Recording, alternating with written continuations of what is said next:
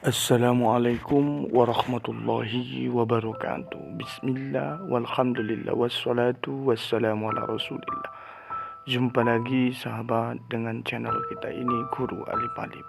Kali ini dengan tema yang berbeda mengenai keterampilan literasi yang harus kita kuasai, yakni literasi tulis.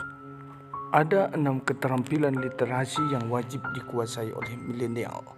Namun dalam kesempatan ini kita lihat hanya satu. Namun sebelum kita lanjutkan, jangan lupa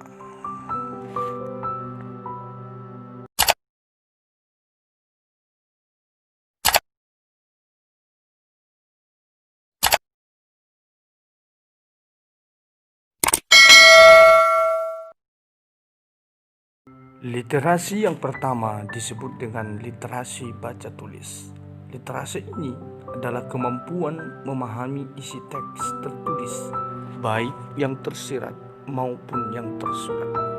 Kemampuan ini juga dibutuhkan saat menuangkan gagasan dan ide-ide ke dalam tulisan.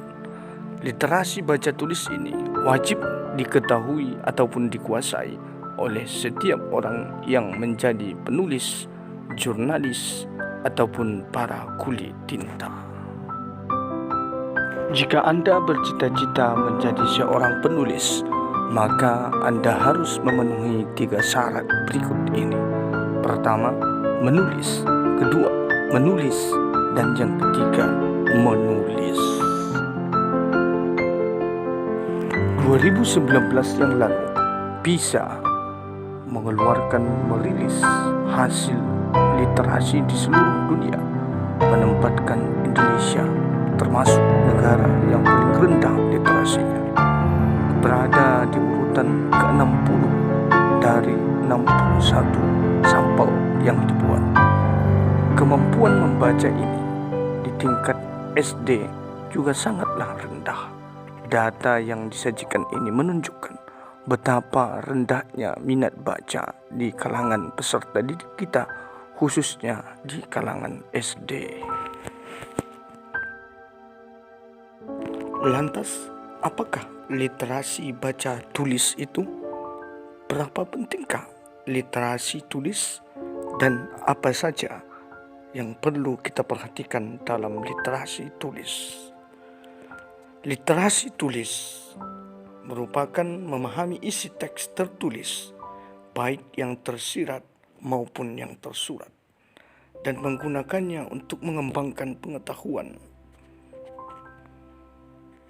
menuangkan gagasan dan ide-ide ke dalam tulisan dengan susunan yang baik untuk berpartisipasi di lingkungan sosial. Berikut ini kami sajikan proses berliterasi: membaca, menulis, bersuara, membaca, menulis, terpantau, membaca dan menulis bersama, membaca dan menulis secara mandiri.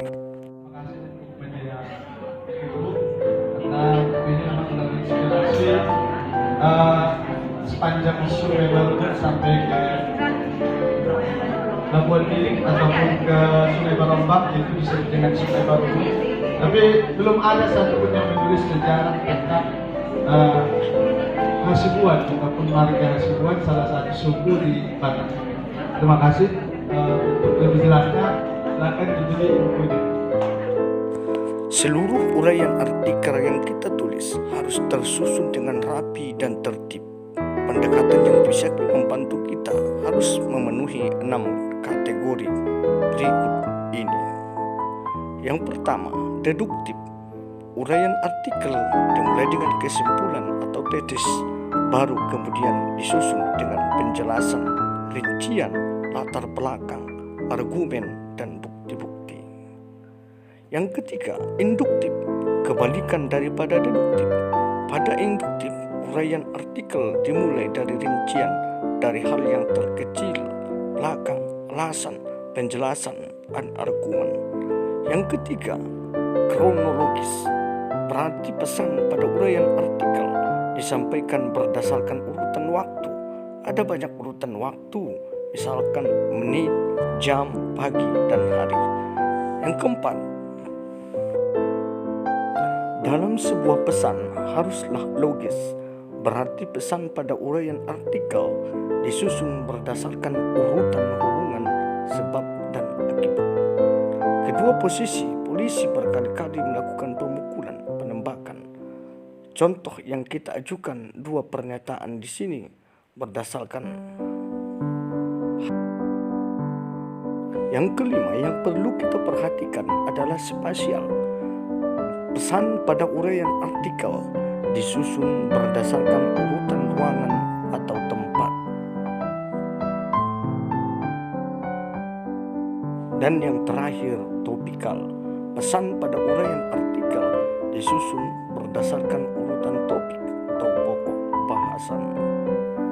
Misalkan seperti yang ada dalam video kita ini. Demikian saja video kita, semoga bermanfaat. Jangan lupa like dan subscribe. Assalamualaikum warahmatullahi wabarakatuh.